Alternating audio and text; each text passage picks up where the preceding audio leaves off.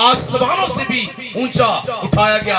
हर तरह के इख्तियार उसके पास था, हर तरह की कुदरत उसके पास थी। इसलिए मेरे अजीजों वो आसमानों पर उठाया गया, जहां से वो जिंदों और मुर्दों की अब क्या है, क़यामत के लिए आएगा। प्लीज इफ्सियों पहला बाब और उसकी 21 आयत पढ़िए। खुदावंद के पाक कलाम में यूं लिखा है, और हर तरह की हुकूमत और अख्तियार और कुदरत और रियासत और हर एक नाम से बहुत बुलंद किया गया। हालेलुया। हर तरह की हुकूमत और इख्तियार और कुदरत और रियासत और मेरे अजीजों हर तरह के इख्तियार से क्या किया गया है, बुलंद किया गया है। ये है उसका सौद। आमीन। उसको इख्तियार दिया गया।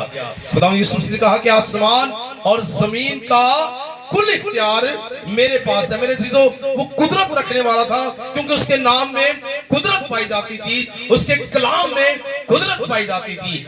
मेरे अजीजों उसके बाद बाइबल कहती है कि वो खुदा बाप के दाहिने हाथ जा बैठा। हालेलुया। ये सारी कलाम की गवाहियां, कलाम की सच्चाइयां हमें इस बात से आगाह करती हैं कि वो खुदा बाप के दाहिने हाथ जा बैठा। मेरे अजीजों खुदावंद यीशु मसीह के जो सौद है उसका एक मकसद है, आसमान पर उठाया जाना।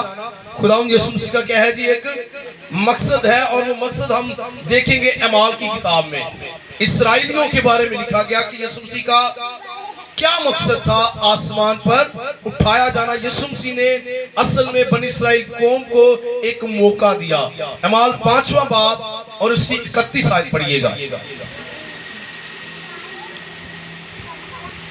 उसके आसमान पर उठाए जाने का एक मेरे अजीजों मकसद था।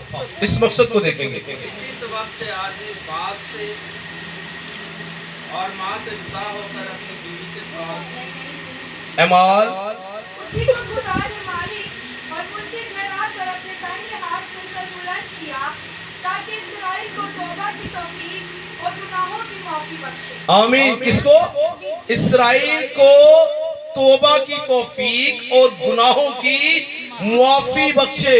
मेरे अजीजों यहूदियों ने क्या किया, खुदावंद यीशु मसीह को सलीब पर चढ़ाया, उसको मारा, कूटा, उसको घोड़े लगाए और उसको लान तान किया। तो उसके जो सौद का जो प्रॉपर बाइबल मुकद्दस बयान करती है कि इसलिए वो आसमान पर उठाया गया ताकि इस्राएल को तौबा की तौफीक और गुनाहों की मुआफी बख्शे। आमीन। ये है आसमान पर खुदावंद यीशु मसीह का उठाया जाना, यह है उसके सौद का मकसद। आमीन।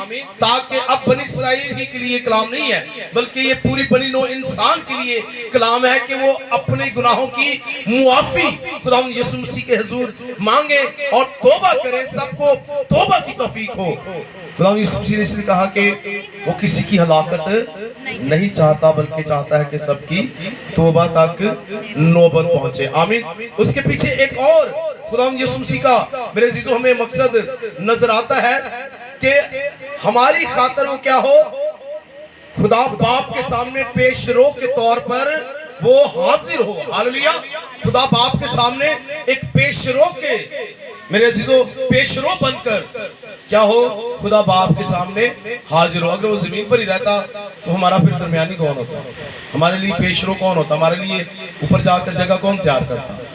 ये है खुदावंद यीशु मसीह का सौद कि वो आसमान पर इसलिए उठाया गया कि वो हमारा पेशरो हो। हालेलुया।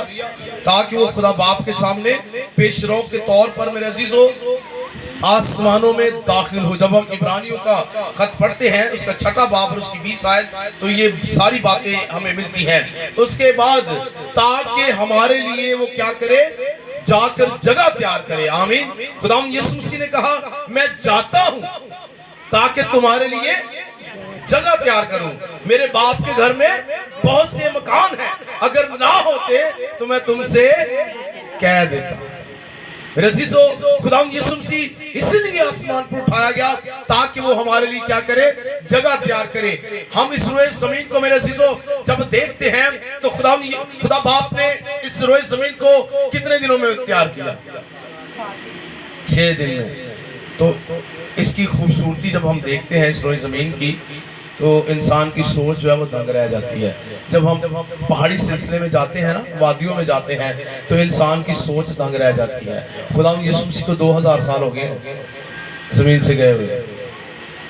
हाँ, तो 6 दिनों में जितनी खूबसूरती तैयार हुई, जो 2000 साल में तैयार हुई वो कितनी खूबसूरत होगी। हालेलुया। तो वो जगह मेरे चीजों कितनी खूबसूरत होगी जो अभी तक हमारे लिए तैयार हो रही है। हालेलुया।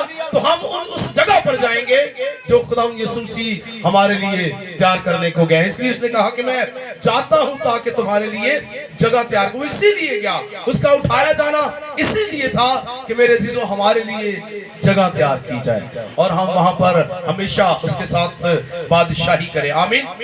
ताकि मेरे चीजों इसलिए उठाया गया ताकि हम खुदा बाप के सामने रूबरू उसके हुजूर हाजिर हो सके। आमीन।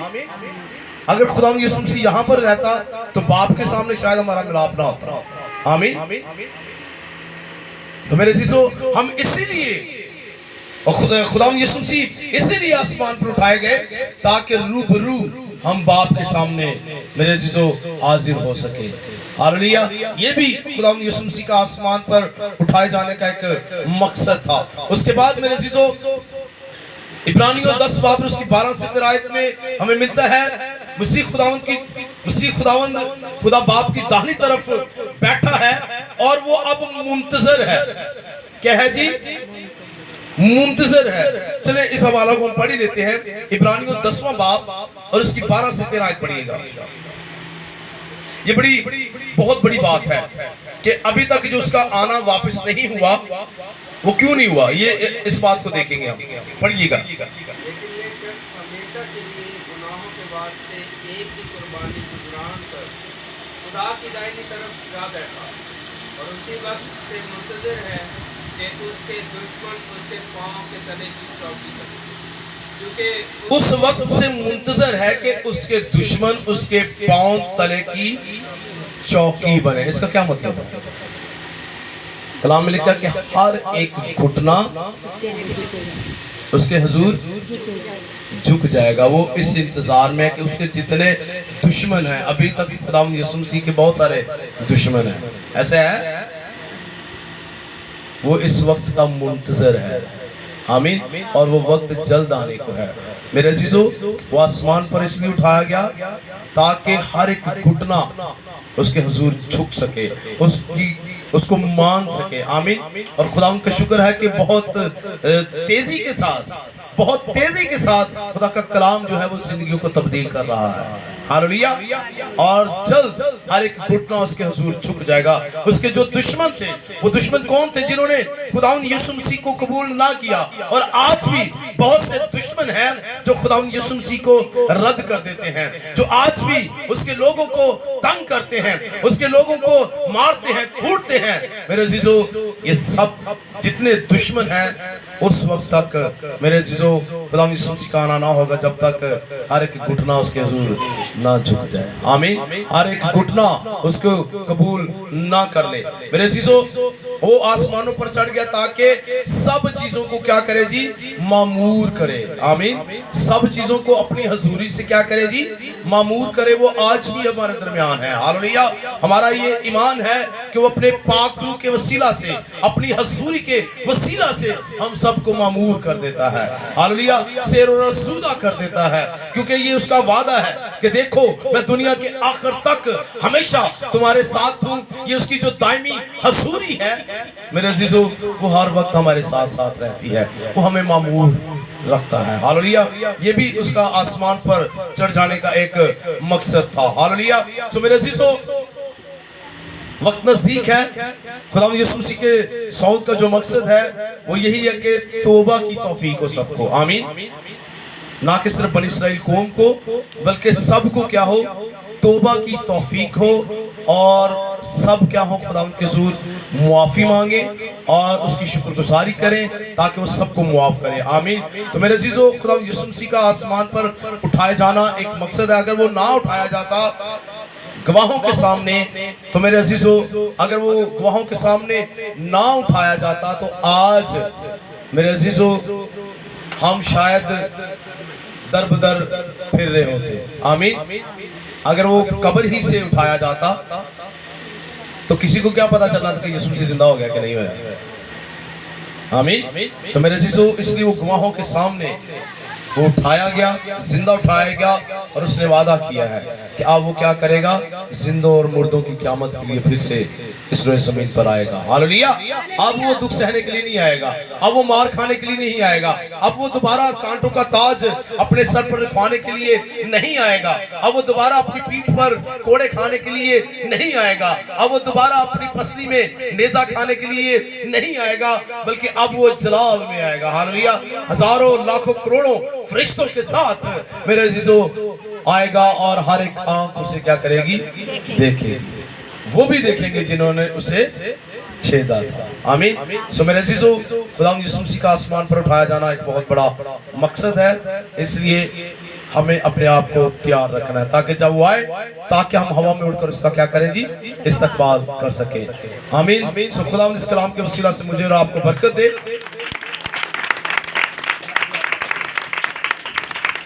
Praise God, praise God.